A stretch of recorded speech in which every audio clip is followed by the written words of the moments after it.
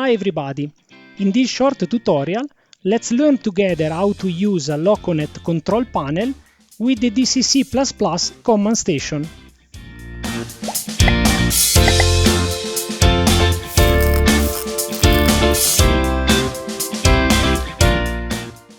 In the previous tutorial, we learned how to create with Arduino a control panel connected to the Loconet bus.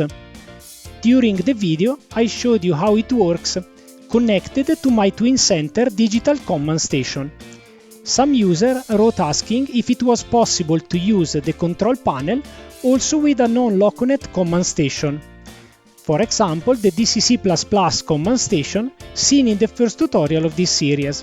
The answer is yes, but we need to take advantage of some advanced features of the software that controls the layout.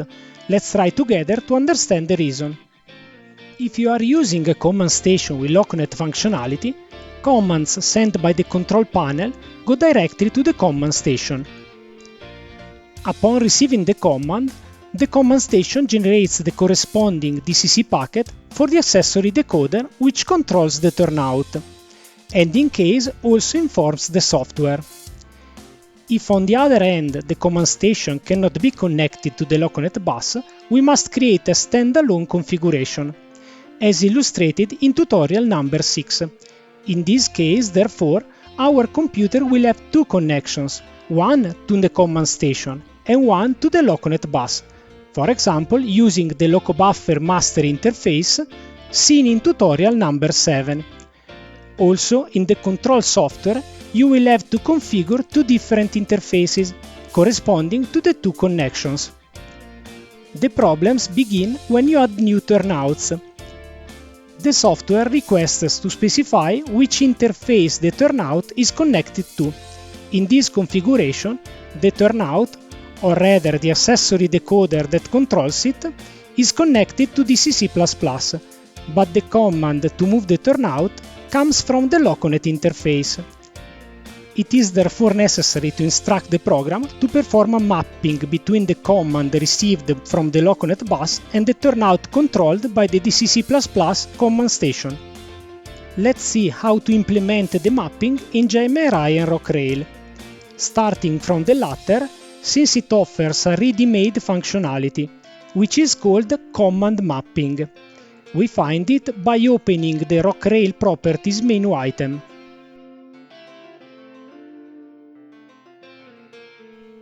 The easiest way to use it, in my opinion, is to first create the turnout we want to control. I added the turnout object and configure it with the address of my accessory decoder. In my case, address 1 and port 2. The interface will be DCC++, since the accessory decoder is connected to this interface. Note the name of the turnout SW1. Now open the command mapping configuration and configure the mapping for the turnout just created. As a source, you have to choose the interface from which the command to move the turnout will arrive. Choose the LB interface, that is the LocoBuffer. The Loconet command will be sent to a turnout with address 1 and port 2.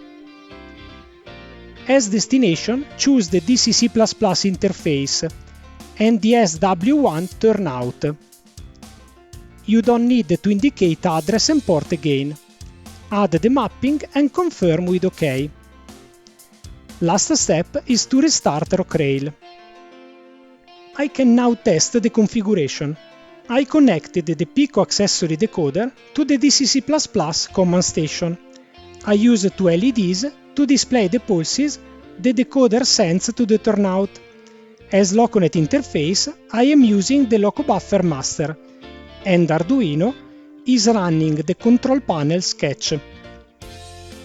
If I press the button, the Loconet command reaches Rockrail, which forwards it to the DCC++ turnout. and then the command arrives correctly to the accessory decoder. I was able to control a turnout connected to DCC++ using a Loconet control panel.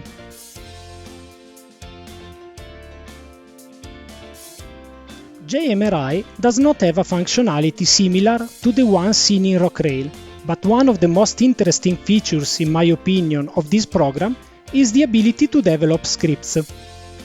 With a few lines of code, I was able to add to JMRI the ability to map Loconet commands to DCC++ turnouts. The script is available in a GitHub repository. I'll leave you the link in the description. The logic behind the script is very simple, and is based on the turnout naming convention in JMRI. You may have noticed that when we add a turnout, the system name is automatically generated.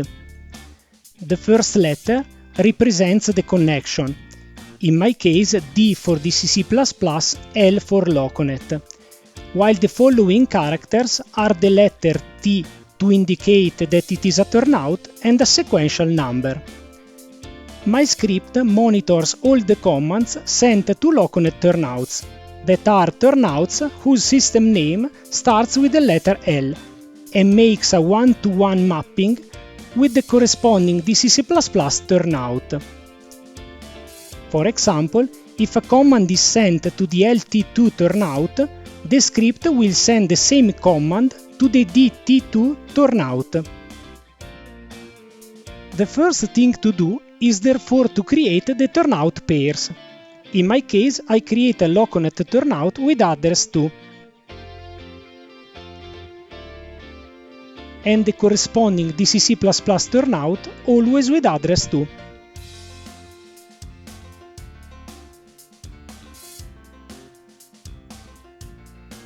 Now I can run the script.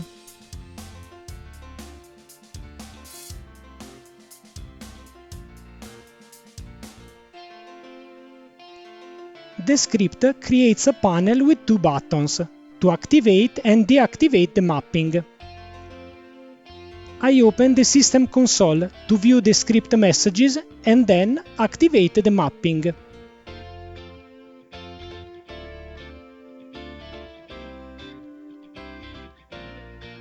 As you can see, the script identified the Loconet turnout and started monitoring it. If I now change the position of the Loconet turnout, the DCC++ turnout is also moved consistently.